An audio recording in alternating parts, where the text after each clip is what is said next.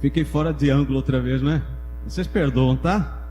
Os irmãos trabalham com tanto carinho, tanto afinco, né? Enquadram tudo e o pastor vai e sai do quadro, né? Aí eu estava olhando, a irmã Herodias também estava desenquadrada e disse: eu tenho que falar com a irmã Herodias que ela está desenquadrada. Eu próprio estou desenquadrado. Já viu, irmã? Eu queria corrigir a irmã, tá vendo como é que é? A gente olha, assim, tem que se olhar no espelho, né? Bem, irmãos, as nossas boas-vindas a todos os irmãos que estão aqui nos assistindo. Olha o Hélio aqui, o Hélio lá de São Paulo. Ele disse que está orando por todas as crianças. Olha, ele se identificou, tá vendo? Se identificou, é ele mesmo, olha. Ele disse que está consultando a listinha, tá bom? Como é importante a listinha. Também damos as boas-vindas ao irmão Paulo Santana, Maria das Graças, a Isaura, Francisca, Terezinha, o pastor Oswaldo Jacó aqui nos ajudando. Ana Margarida Mendes é lá de Portugal, tá? Tem Portugal assistindo aqui. Tem a Rosângela, vocês conhecem, né? Eu apresento para vocês. A Neiva, a Jane, a Ana Olímpia, a Rúbia Joras. Olha, eu conheço essa senhora. A Vera Melo, grande abraço, irmã Vera. Também estamos felizes, né? 2 cirurgias em tão pouco tempo e com tanto sucesso para a glória do Senhor, né? Patrícia Peixoto e a titia Vaneide Lanzetti. Um grande abraço, titia. Bem, irmãos, esta semana, vocês, melhor que eu, porque eu estou assim, a leste do paraíso, não sabia nem quem era a pessoa, tive que me informar. Morreu numa tragédia em que um pequeno avião cai e 5 pessoas morrem.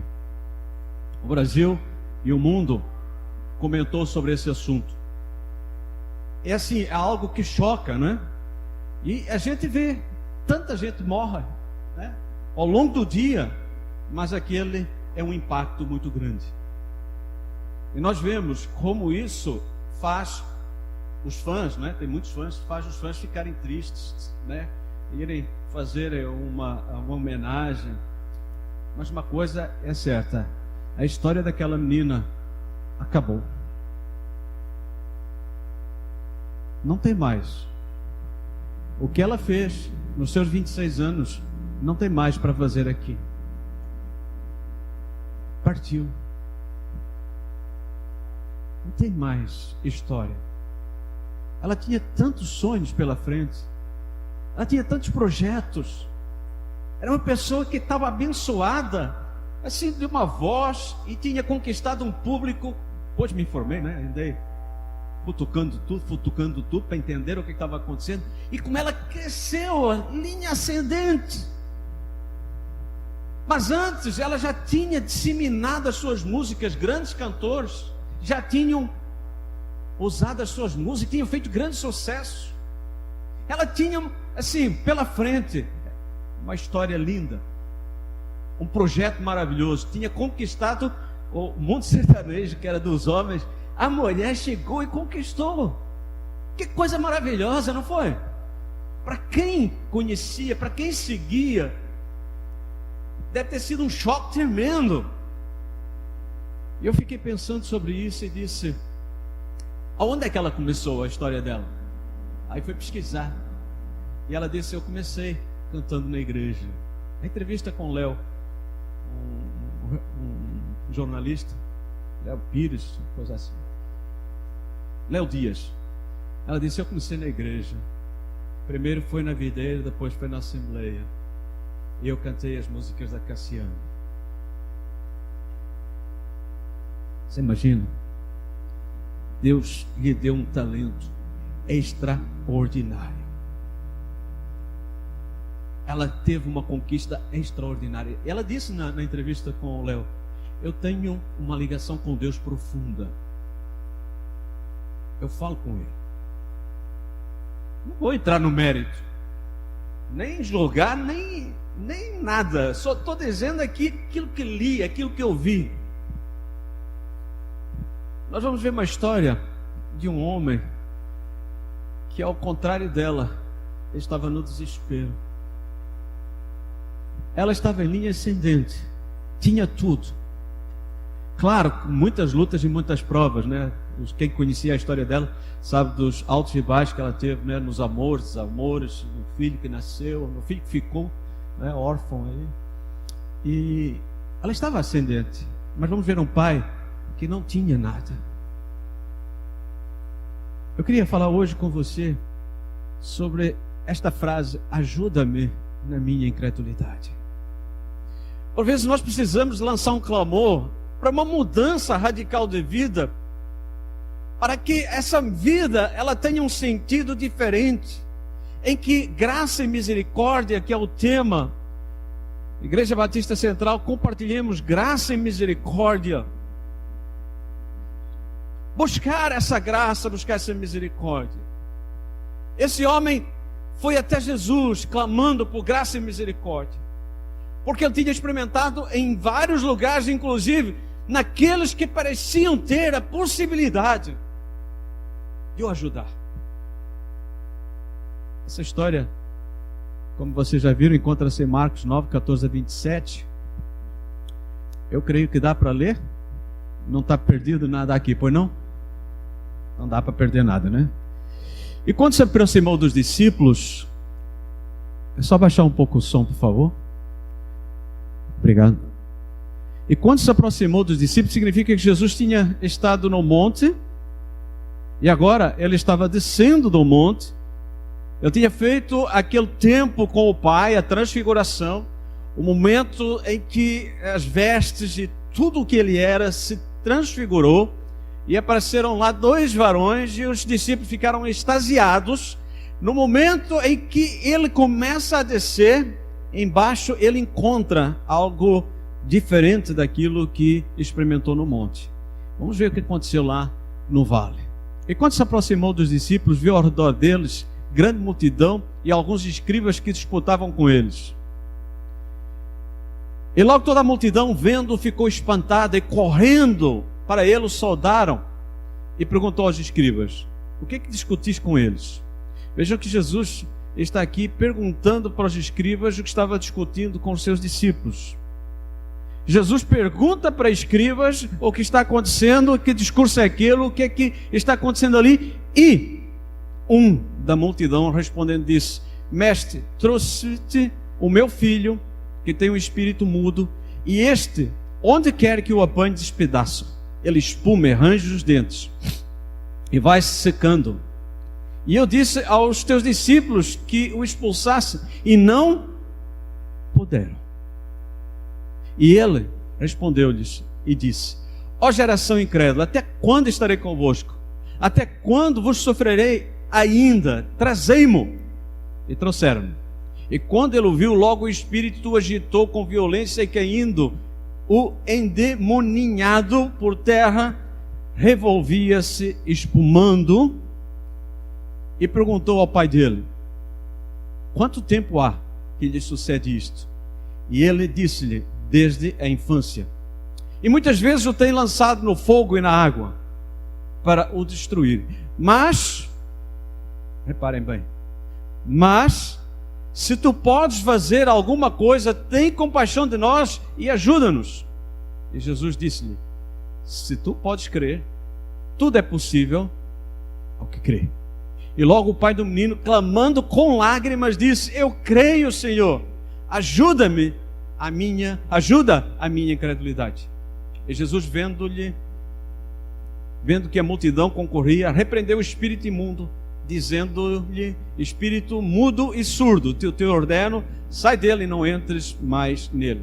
E ele, clamando, agitando-o com violência, saiu, e ficou o menino como morto, de tal maneira que muitos diziam que estava morto, mas Jesus, tomando pela mão, o ergueu, e ele se levantou. Pai, obrigado pela tua palavra, obrigado pelo ato que o teu filho realizou, e por aquilo que aconteceu para a glória do teu nome. Pedimos que essa palavra fale aos nossos corações e encha-nos de esperança face aos problemas e às dificuldades que enfrentamos. Em nome do Senhor Jesus. Amém.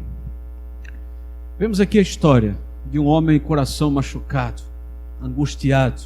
Um homem que tinha sido vencido pela dor de ver o seu filho definhando. Imagina aquela criança devia estar, talvez jovem agora, devia estar magríssimo, magérrimo, devia estar se espumando, significa que devia ter perdido a cor. Ele estaria ali numa situação de deixar o pai inconformado, porque um espírito tomava conta dele e fazia dele o que queria e impedia ou até de falar e de ouvir. Situação aquele pai. E os discípulos, aqueles a quem ele esperava que pudessem atender, não puderam atender. Aquele homem não tinha quem resolvesse o seu problema. Quando ele chegou para procurar Jesus, só tinha discípulos. E os discípulos não tiveram poder para resolver o problema dele. Eu penso que 3 perguntas estavam na mente daquele homem. Como vou seguir adiante com este fardo? Como continuar a viver este drama? Como vencer a incredulidade, na qual eu não consigo crer que alguém possa resolver o problema do meu filho. Irmãos, quando Jesus desce do monte com os 3 discípulos e encontra os outros 9, diz que os discípulos correm para ele, a população corre para ele, o povo corre para ele, e Jesus faz uma pergunta muito simples: o que vocês estão discutindo? Qual é o tema? Às vezes nós precisamos fazer essa pergunta: o que está acontecendo consigo? O que está acontecendo com a sua vida? O que está acontecendo? Qual é o problema que está havendo? Nós vemos que Jesus sabia muito bem o que estava acontecendo ali. Jesus sabe tudo, mas Jesus faz a pergunta para que alguém se manifeste, para que alguém diga o que realmente está acontecendo com ele, o que é que o seu coração carrega. Por vezes nós queremos que Deus faça a resolução do problema, mas nós não levamos o problema para Deus, nós não confiamos em Deus, nós não entregamos para Deus. Jesus está desafiando: qual é o problema aqui? E ele não pergunta, você aí, não, ele pergunta para os escribas, porque sabia que aqueles homens estavam ali, estavam questionando os discípulos, dizendo para eles: vocês não têm poder nenhum. Vamos ver, vocês estão aí há quanto tempo com Jesus e não conseguem fazer nada. Talvez isso aconteça com alguns irmãos. As pessoas olham para você e esperam que você resolva o problema deles. Deus não nos chamou para resolver o problema de ninguém. Ele é que pode resolver o problema de todos. Nós podemos auxiliar, nós podemos estar juntos, nós podemos até contribuir, mas nós não podemos, não há poder em nós para solucionar o problema de ninguém. Se a pessoa não abrir a boca, se a pessoa não confessar, se a pessoa não buscar na fonte, não é discípulo, não é pastor, não é igreja que vai resolver o problema. Só há um que resolve todos os problemas, esse é Jesus Cristo. Este homem se levanta no meio daquela multidão e diz: sou eu, o problema está comigo, eu quero uma solução. Eu quero graça, eu quero misericórdia. Graça e misericórdia, o que é isso? Graça é Deus nos abençoando apesar de não merecermos. Graça é Deus estar dando aquilo que nós não merecemos. Tem muita gente que diz: eu mereço, eu mereço, eu mereço. Graça é aquilo que Deus está dando constantemente para nós. E misericórdia é Deus não nos castigando ou não nos dando aquilo que mereciam os nossos pecados.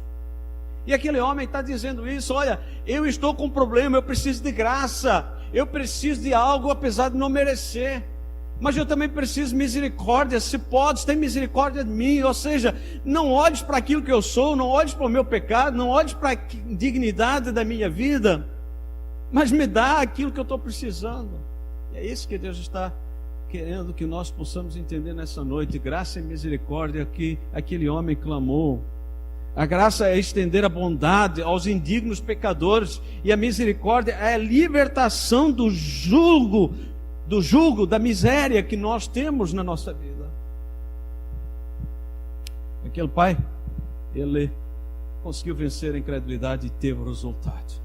Como é que isso tudo aconteceu? Nós precisamos entender como é que isso foi progredindo. E é importante para nós, quando estamos ajudando alguém, às vezes nós queremos ajudar a pessoa e complicamos, sabe por quê? Porque o poder não está em nós. Tem gente que atrapalha mais que o que ajuda, não é verdade? A pessoa chega cheia de vontade de ajudar, mas atrapalha demais porque ela esqueceu que o poder é de Deus. Eu tenho tido um cuidado enorme sobre a forma de ajudar as pessoas. Eu mantenho às vezes afastado, eu mantenho longe, porque eu não quero atrapalhar a vida de ninguém. Nós precisamos de sabedoria, precisamos do entendimento de que quem tem poder para resolver os nossos problemas é somente o Senhor Jesus. Eu posso aconselhar, eu posso estar junto, eu posso orar, mas só o coração contrito e arrependido que busca o Senhor vai ser atendido. Por vezes as pessoas dizem: poxa, a sua palavra foi tão espetacular, foi maravilhosa, que bênção. Eu disse: é Deus respondendo para você. É a graça de Deus na sua vida, é a misericórdia de Deus na sua vida, não sou eu. É Deus me usando, somente isso. Nós temos que entender que nós somos canais da bênção, mas não somos autores nem a bênção. É muito importante nós sempre mantermos no nosso lugar, aonde nós estamos plantados. Deus nos chamou para sermos sal e luz. Mas lembre-se que você não é a luz do mundo. A luz do mundo é Jesus Cristo. Quando Ele diz: vós sois a luz do mundo, é que Ele está nos enviando como o Pai o enviou a Ele. Nós temos que refletir a glória do Filho.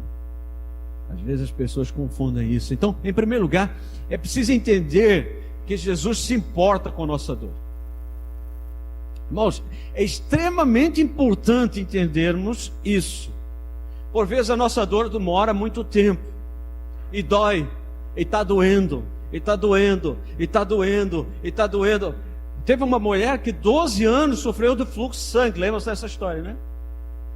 Tem esse pai que nós não sabemos a idade, mas desde a sua meninice, ou seja, essa criança talvez estivesse com 12, 13, 14, 15 anos, e o pai acompanhando aquilo.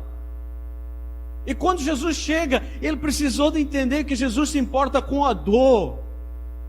Se ele não entendesse isso, ele não iria ter a solução na frente. Ou seja, o fim só acontece quando o princípio é princípio de fato na nossa história.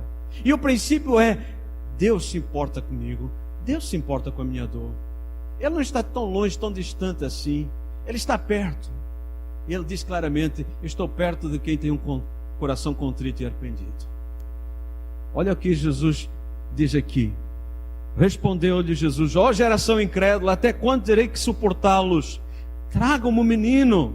Então eles o trouxeram. Quando o Espírito viu Jesus, imediatamente causou uma convulsão no menino. Este caiu no chão, começou a rolar, espumando pela boca. Jesus perguntou ao pai do menino: há quanto tempo ele está assim? Respondeu ele: desde a infância, desde a sua meninice, desde a sua infância. Olha bem, há quanto tempo? O pai teve que aprender uma coisa, fazer cálculos da sua história. Há quanto tempo eu estou sofrendo isso? Há quanto tempo eu estou vivendo isso? Mas ele também, Jesus podia ter ido ter com o menino. Mas Jesus pede que o tragam até ele. Nem sempre o ir ter com a pessoa é uma demonstração de interesse.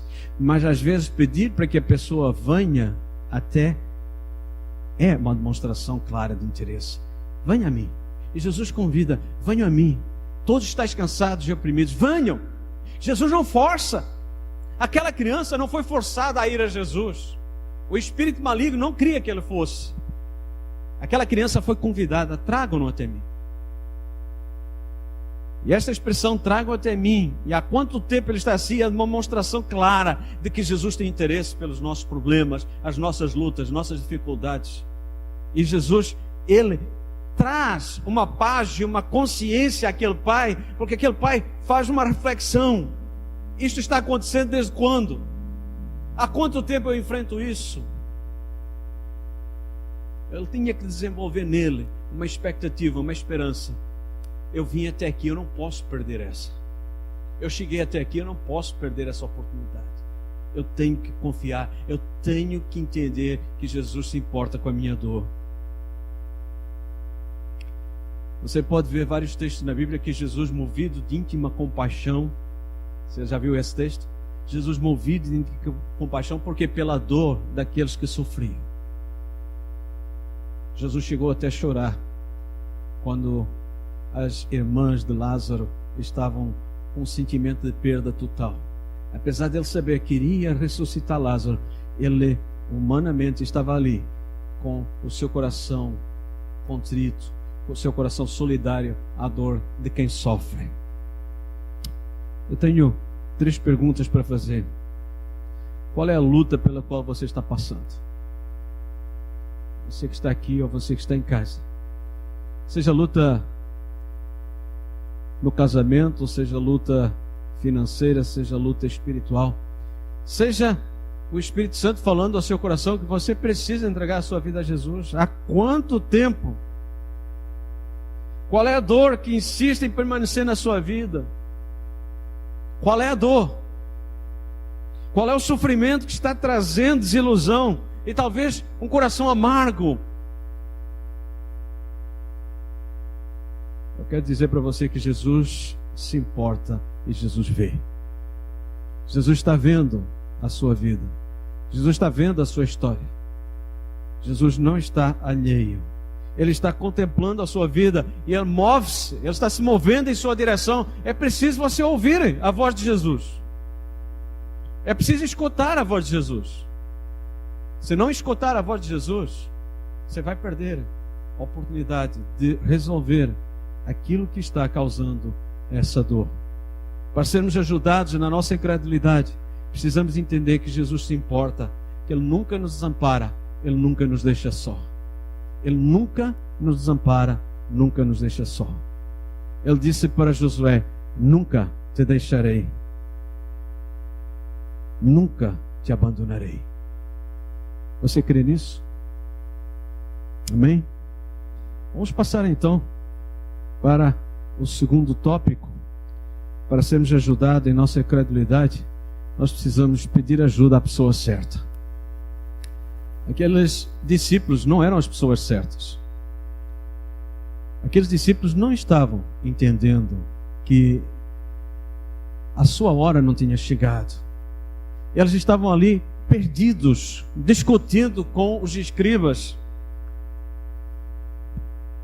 É preciso olhar para quem tem o poder no céu e na terra, aquele que domina sobre tudo e todos. Diz aqui claramente: Jesus perguntou ao pai do menino: há quanto tempo ele está assim? Respondeu: desde a sua infância. Muitas vezes esse espírito é lançado no fogo e na água para matá-lo, mas se podes fazer alguma coisa, tem compaixão de nós e ajuda-nos. A quem ele pede ajuda? A quem você está pedindo ajuda?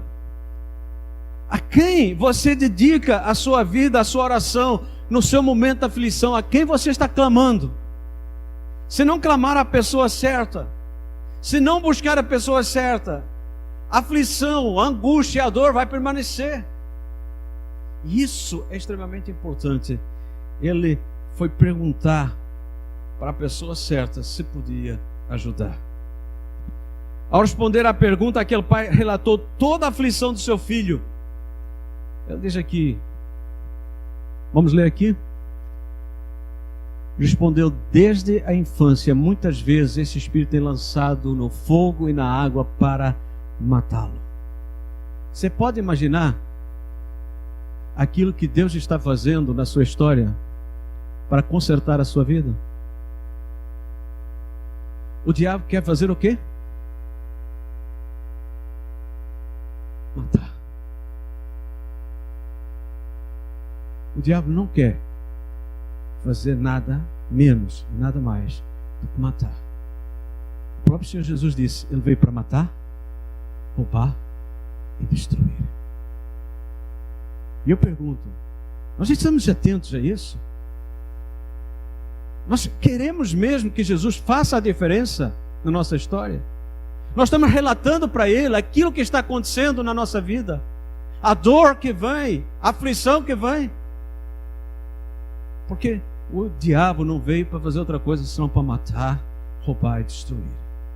Ele vai fazer isso com toda a violência para poder tirar proveito da fragilidade do ser humano. E é por isso que é importante. Aquele homem estava diante do aquele que é soberano sobre o céu e a terra, aquele que tem todo o poder no céu e na terra, aquele que é o rei do rei, do senhor dos senhores, e por isso ele diz: eu preciso da sua ajuda, se o senhor pode, me ajuda. Novamente, aquele pai tinha consciência de que em algum momento isto podia acontecer. Matar o seu filho. Você pode imaginar a angústia desse pai? Ele lançava onde? No fogo e na água. O fogo queima, a água afoga. O fogo queima a esperança e afoga também tudo aquilo que é esperança de um coração. Jesus pergunta a você nesta noite: há quanto tempo você está sofrendo? Há quanto tempo você não sorri? Há quanto tempo você não tem a celebração da vida? Há quanto tempo você está suportando essa dor? Há quanto tempo você caminha nesse caminho em que o fim dele nunca é um sorriso, uma alegria, uma esperança, mas é só mais um dia de dor e de sofrimento? Chega de pedir ajuda a quem não pode fazer nada. Chega. Ele vai enviar pessoas certas para ajudarem no seu sofrimento. Eu estava vendo o Gênesis. Quem já está vendo a Gênesis aí? Está vendo? Vendo Gênesis, eu estava vendo uma cena só que eu vi. Que José aconselha um rapaz que trabalha com ele. E está ali aconselhando ele. E é dito algumas frases do livro de Provérbios. E aquele rapaz, junto com a sua esposa, tinham perdido o neném. O neném tinha morrido. E ela tinha uma amargura, um buraco, um vazio no peito enorme. Mas José tinha dito que o Deus de Israel fazia algo extraordinário. Ele contou aquilo que Deus tinha feito na vida dele. Olha lá, o testemunho. E que se eles quisessem, Deus faria o mesmo por eles. E é interessante ver que aquela mulher desafiou o marido e disse: vamos orar ao Deus de José. Vamos orar ao Deus de José. Aquele rapaz ficou na dúvida. Eu dou aqui o som? Não? Aquele rapaz ficou na dúvida: vamos deixar de orar aos deuses que nós seguimos até agora? Vamos deixar de seguir aquilo que nós fazíamos antigamente? Chega de pedir ajuda a quem não pode fazer nada. E aquela mulher disse: não, vamos fazer. E ele disse: como é que vamos fazer? Não sei. Olha, fala tu. Não, fala tu. E a mulher, uma vez mais corajosa, disse: vamos falar com Deus. E sabe o que aconteceu? Aquela mulher no dia seguinte acordou e disse: eu não estou sentindo mais o vazio no meu peito. Eu não estou sentindo mais a tristeza no meu peito. Alguma coisa fez diferença. Por quê? Ela decidiu buscar ajuda naquilo que ela nunca tinha experimentado. Ela buscou auxílio aonde ela nunca tinha experimentado. Então chega de buscar ajuda aonde você buscou ajuda até agora e não encontrou. Busca ajuda no Senhor Jesus. Jesus é a única pessoa que entende.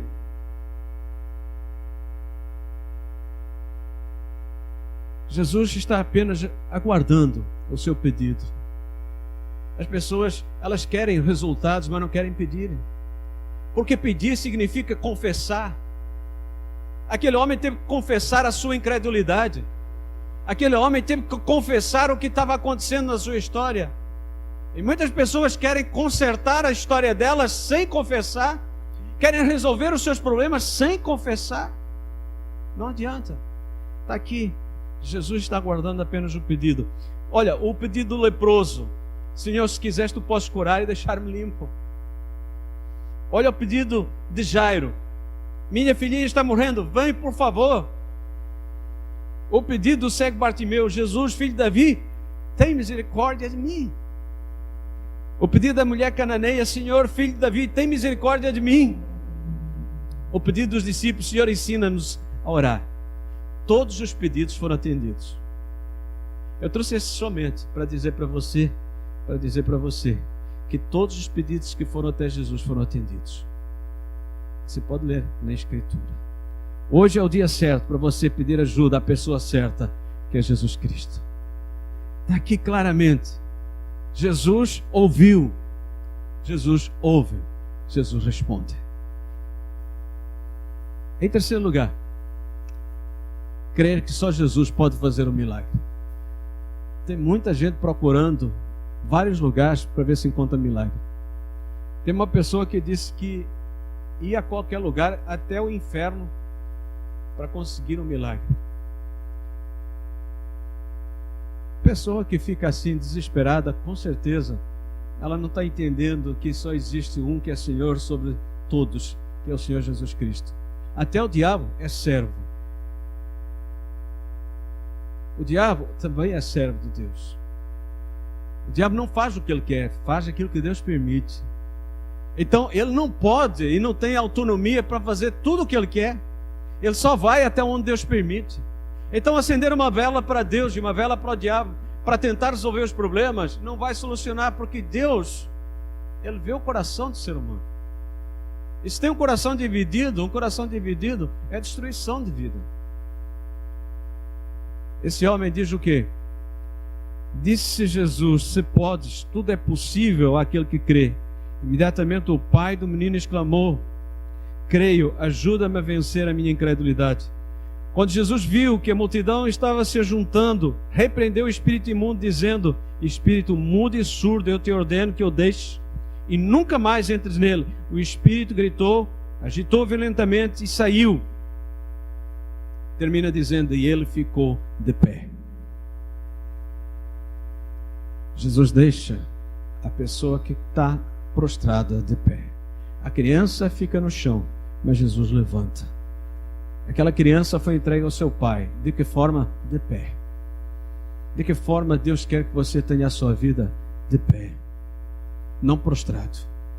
Jesus, quando levanta uma pessoa, não é para humilhar. Jesus trata a pessoa, não é para deixá-la prostrada. Jesus trata a pessoa para ela ficar de pé, erguida. Aquele pai entendeu que Jesus se importava com a sua dor, por isso pediu ajuda para ele. E quando Jesus disse: tudo é possível ao que crê, ele não perdeu tempo a dizer: creio, ajuda-me na minha incredulidade. Você crê? Não precisamos entender tudo do Evangelho. Aquele homem não compreendia metade do que estava acontecendo ali. Ele não sabia que era espírito imundo, ele não sabia sabia o que estava acontecendo com o filho, mas não sabia nada sobre espíritos. Ele não conhecia tudo sobre Jesus. Mas quando Jesus falou: é possível ao que crê, aquele homem disse: eu creio, ajuda-me na minha incredulidade. Aquele homem aprendeu o primeiro passo, que é crer para depois aprender. Ele não pode aprender para depois crer. Você tem que crer para aprender. Aquele que crê em Jesus Cristo será salvo. Não está dizendo aquele que compreende tudo acerca da Bíblia, compreende tudo acerca do Evangelho, compreende tudo acerca da vida. Está dizendo aquele que crê em Jesus será salvo. Aquele que crê em Jesus terá a resposta para os seus problemas. Aquele que crê em Jesus, ele vai ser atendido por Jesus. Não são os homens que vão resolver o problema. Podem ser instrumentos, os homens podem. Quem tirou a pedra do túmulo de Lázaro não foi Jesus, foram os homens. Mas quem ressuscitou o morto foi Jesus. Quem trouxe o menino até Jesus foram os homens, mas quem curou e libertou foi Jesus. Nós temos que entender que uma coisa é nós ajudarmos as pessoas no processo, outra coisa é quem realiza o processo. Nós estamos no processo, mas quem realiza é Jesus Cristo. Ele é que cura, Ele é que salva, Ele é que liberta, Ele é que transforma, Ele é que nos restaura. Primeiro nós cremos e depois nós aprendemos.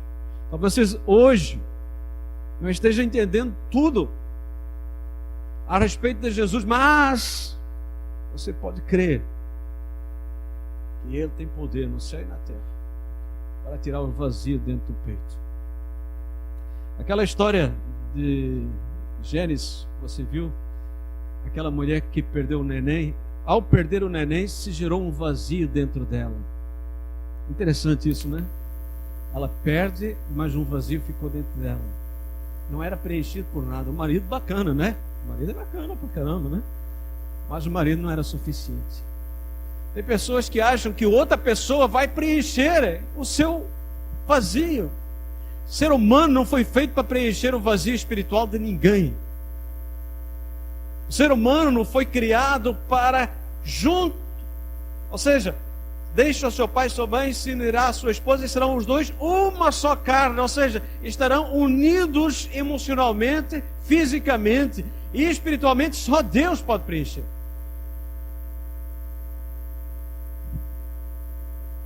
Somente depois que Deus fez o toque especial na vida daquela mulher, ela pôde acordar com uma nova realidade. Eu não sei o resto, não vi o resto, mas eu fiquei super feliz de poder ter assistido aquela historinha, porque fala claramente desse Deus, o Deus que pode fazer um milagre acontecer na história de qualquer pessoa, porque tudo isso é uma questão de fé. É só crer. Concluindo, essa é a parte melhor. A graça de Deus significa um favor imerecido. Já vimos disso no princípio. Quando aceitamos Jesus como Salvador, Deus derrama sobre nós a sua graça. Não merecíamos a salvação, o perdão e o amor de Deus, mas mesmo sem merecer, Deus nos dá incontáveis bênçãos. Deus está dando bênçãos incontáveis para a sua vida. Você está aproveitando essas bênçãos? Você tem aproveitado isso? Você está aproveitando a vida que Deus lhe deu? Aquela moça, ela partiu naquele avião. Vocês viram as imagens? Ela foi para o avião. Ela comeu no avião. Mas ela não chegou no destino. Chegou num outro destino. Aonde está ela agora? O projeto dela era chegar aonde? Qual era a cidade que ela ia? Oi? Caratinga. Ela não conseguiu chegar em Caratinga. Talvez nós tenhamos talvez você e eu possamos ter planos para chegar em determinado lugar. Só Deus sabe o que nos espera.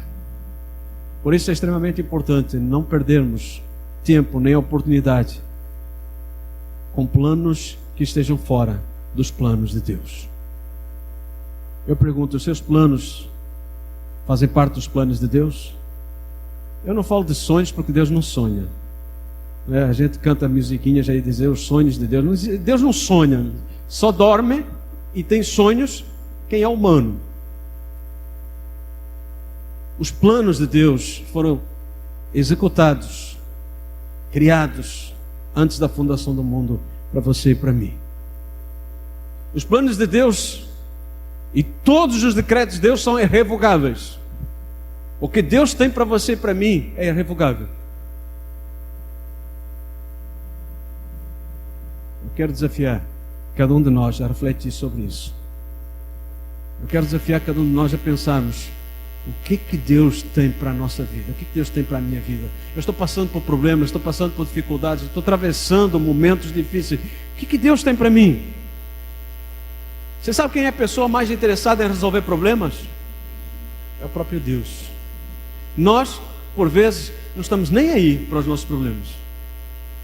Estamos sofrendo, estamos apanhando, estamos caminhando a trancos e barrancos, e gritamos de um lado, reclamamos do outro, e Deus está dizendo: eu tenho um plano, eu tenho todo o poder para resolver isso, vem a mim. E a pessoa insiste em continuar do jeitinho que ela quer andar. O maior interessado em que você tenha uma vida, e vida com abundância, é o próprio Deus, que Ele diz: eu vim para que tenham esse tipo de vida. Se não está tendo esse tipo de vida, é porque não está entendendo o plano de Deus para a sua vida. Deus tem algo muito melhor. Chegamos, pois, com confiança, diz nos Hebreus capítulo 4, versículo 16, com confiança ao trono da graça, para que possamos alcançar misericórdia e achar graça, a fim de sermos ajudados em tempo oportuno. Irmãos, muita gente tem crescido na igreja. Não estou querendo falar mais dessa moça, tá? Só quero falar sobre uma questão que me deixa, às vezes, pensando sobre isso. Muita gente cresce na igreja, vive na igreja, mas nunca teve um compromisso com Cristo. Não tem compromisso com Cristo, tem compromisso com a igreja.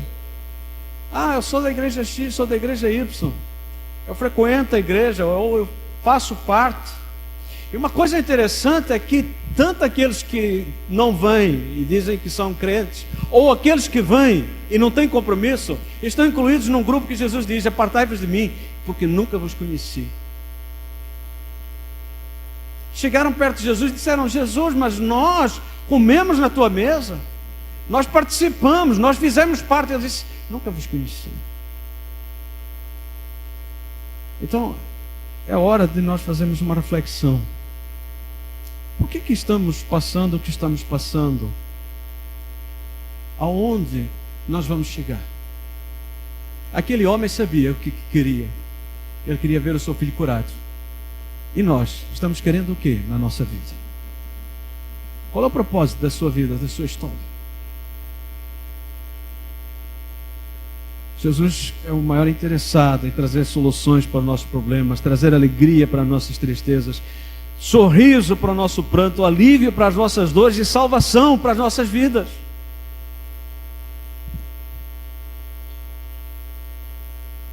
Este é o versículo. Olhe bem para esse versículo aqui. O que esse versículo diz para você? O que esse versículo está dizendo para você? Você tem chegado com confiança ao trono da graça? Muitos estão buscando na religião soluções que só podem ser encontradas em Deus. Muitos estão depositando dízimos e ofertas em troca de benefícios físicos e até emocionais. Estão à procura de soluções de problemas através de comprar Deus com dinheiros. Outros estão com promessas, fazem 1001 promessa para Deus. Aqui está o versículo que deve ser lema do meu dia a dia. Cheguemos, pois, com confiança ao trono da graça, para que possamos alcançar misericórdia e achar graça, a fim de sermos ajudados. Quando? É preciso estar atento aqui. Não é quando eu quero, não é quando eu acho, não é quando eu penso. Está aqui, no tempo oportuno. O tempo oportuno é o tempo de Deus. É por isso que nós precisamos estar em sintonia com Deus. Por isso, irmãos, para concluirmos a nossa mensagem, assim como Ele foi capaz de transformar a realidade daquele pai e daquele menino, Ele deseja transformar a realidade da nossa vida hoje, da glória do seu nome. Você que está em casa, você que está assistindo, você crê nessa palavra? Não é se você crê em mim, não, é se você crê nessa palavra que acabamos de ler, nesse texto que acabamos de ler. Jesus cura, liberta aquele menino e entrega para o seu pai. Você crê nisso? Jesus tem poder para fazer muito mais na sua vida e na sua história. A Bíblia nos diz que o ouvido de Deus não está agravado, nem a sua mão encolhida, para que não nos possa ouvir ou que não nos possa abençoar. Mas para isso é preciso que você dê o passo, você clamar ao Senhor. Não é clamar a mim, não é clamar a A, ou B, ou C das religiões. É ir diretamente ao autor da nossa vida, da nossa história. Que Deus abençoe, que Deus dê graça sobre graça. Vamos orar.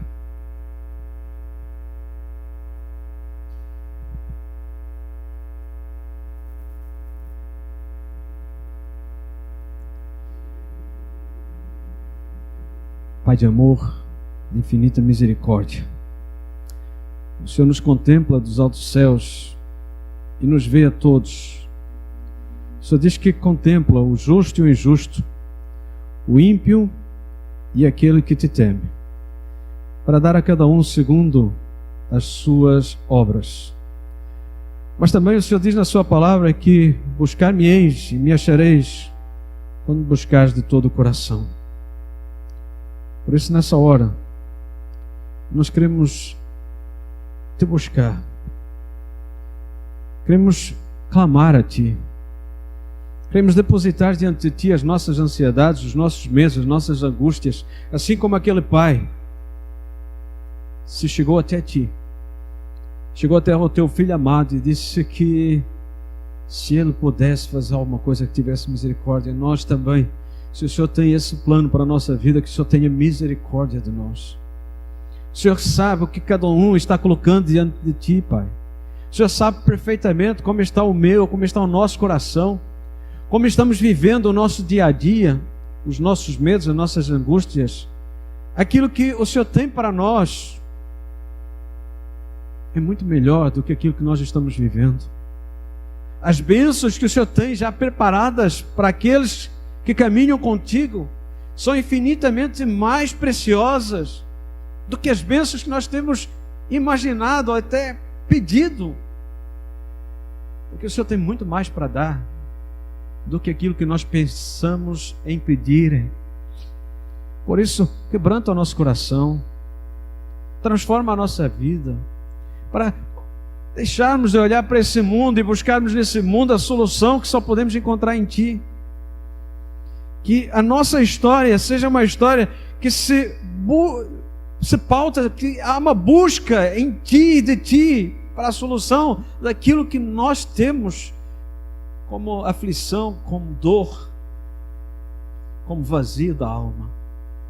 Por isso, ó Pai, eu clamo em nome do Senhor Jesus, por cada um daqueles que nos assiste, por cada um daqueles que está aqui nessa noite, que o Senhor atente para a nossa dor, o Senhor atente para a nossa dor e a nossa aflição, e o Senhor traga o bálsamo do Seu Espírito e a resposta para a glória do Teu nome, e em nome do Senhor Jesus, amém e amém.